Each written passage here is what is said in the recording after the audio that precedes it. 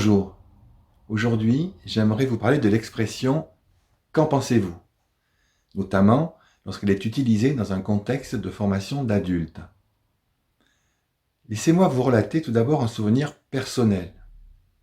Il y a bien longtemps, j'ai dû intervenir dans une session de formation délivrée à l'attention de tout le personnel d'une très grande collectivité territoriale. Il s'agissait de les initier au maniement d'un nouveau logiciel informatique qui venait d'être installé dans leur organisation. Le seul problème, mais de taille, c'est qu'aucun des participants à ma session de formation n'avait été prévenu. La plupart d'entre eux avaient trouvé, en arrivant le matin sur leur poste de travail, un vague post-it sur lequel il était inscrit en substance « Le logiciel que vous avez l'habitude d'utiliser a été désinstallé.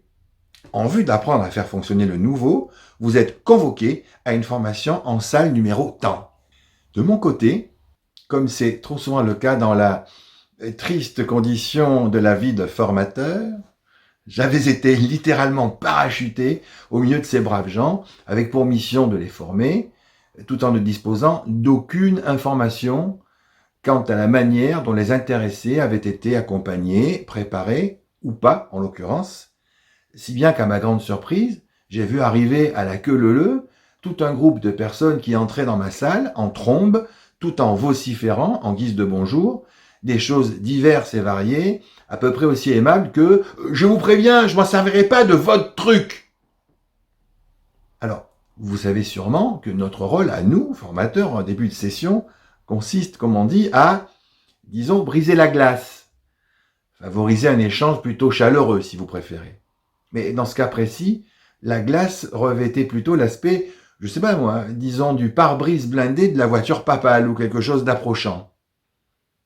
Précisons qu'en pareil cas, il est certes injuste, mais à bien y réfléchir tout à fait compréhensible que les participants s'en prennent à moi, le formateur. Ils venaient tous de subir une énorme frustration, une humiliation même, et en l'espèce, j'étais le seul interlocuteur à qui ils pouvaient s'adresser et sur qui il était possible de déverser tout leur ressentiment. J'avais beau tenter de leur expliquer que je n'étais pour ma part absolument pour rien dans ce fâcheux état de fait, leurs cris de protestation ne faisaient que redoubler, sous la forme de phrases commençant pour la plupart par « Mais enfin, est-ce que vous trouvez normal que… » Imaginez quel ne fut pas mon désarroi. Mon premier instinct me poussait à leur répondre que mes oreilles n'étaient pas des poubelles. Mais je doute que cela eût été de nature à arranger les choses. Bref, j'étais coincé. Faute de mieux, j'ai dû laisser la colère s'installer dans un premier temps, tout en me grattant furieusement la tête, enfin au figuré, et en essayant d'imaginer un moyen de nous tirer tous de ce mauvais pas, car c'était bel et bien à moi de m'y coller, bon gré mal gré. Surtout que nous en avions pour 3 longues journées de face à face. Alors imaginez un peu. Finalement, j'ai tout de même pu m'en sortir. Au bout de quelques minutes, profitant d'une relative accalmie, j'ai pris le parti de prendre la parole face à tous ces regards qui me fusillaient. Mu par je ne sais quel instinct de conservation, je leur ai dit en substance ce qui suit. Vous savez, nous avons 3 jours à passer ensemble. Et pendant ces 3 journées, on peut très bien imaginer que nous passions tout notre temps à nous demander les uns aux autres si nous trouvions normal que. Bien non seulement ce serait plutôt surréaliste, mais en plus, cela ne déboucherait probablement sur rien. De surcroît, cela ne ferait pas avancer la situation d'un pouce, car ces choses-là ne sont ni sous votre contrôle, ni sous le mien. Au lieu de cela, nous pouvons nous efforcer de faire connaissance ensemble avec ce nouveau logiciel, comme prévu, et pour le reste, je vous laisse le soin de voir cela avec vos hiérarchies respectives. À ce stade-là, les mitraillettes oculaires n'avaient pas cessé de crépiter. Face à moi, les bras étaient tout aussi croisés, les sourcils tout aussi froncés, et les mentons tout aussi en avant. C'est alors que j'ai eu l'idée de finir mon intervention par ces petits mots. Qu'est-ce que vous en pensez ? Alors, je ne sais quelle bonne fée a bien pu me souffler ces petits mots-là. Toujours est-il qu'un petit miracle s'est produit. Oh, un tout petit miracle, hein. mais dans lequel je me suis immédiatement engouffré. Plus précisément, les visages se sont un petit peu apaisés et nous avons enfin pu faire, disons, à peu près ce qui était prévu sans trop de dommages collatéraux. Peu de temps après, le hasard a voulu que je rencontre une infirmière qui travaillait dans un service de cancérologie.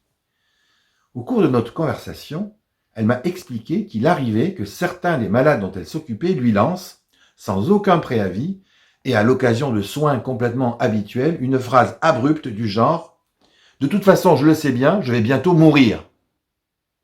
Et qu'en pareil cas, au lieu de se laisser aller à répondre des platitudes d'évitement du style « Mais non, voyons, qu'est-ce que vous allez chercher là ?», elle la répondait plutôt par cette toute petite phrase « Et qu'est-ce que vous en pensez ?»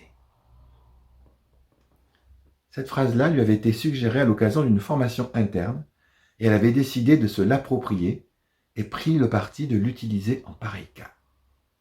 Après m'avoir raconté cette histoire, cette infirmière m'a alors précisé que, quelle que soit la réponse qu'elle obtenait, la petite phrase en question avait toujours pour effet, lorsqu'elle était exprimée au bon moment et sur le ton juste, de calmer notablement les tensions et surtout d'orienter la communication sur un échange infiniment plus authentique et fructueux. Et effectivement, sur le moment, cela m'a complètement remis en mémoire l'histoire qui m'était arrivée auparavant et que je vous racontais au tout début de cette vidéo. Pour ce qui vous concerne, je vous laisse bien entendu le soin de méditer tout cela et d'en tirer vos propres conclusions, dont je ne doute pas un instant qu'elles seront elles aussi fructueuses. Prenez bien soin de vous. À bientôt. Bernard Lamaillou vient de vous parler d'un de ses mots préférés. Retrouvez-en plus d'une centaine dans son tout nouveau livre, Petit abécédaire de développement personnel à l'usage des formateurs et enseignants.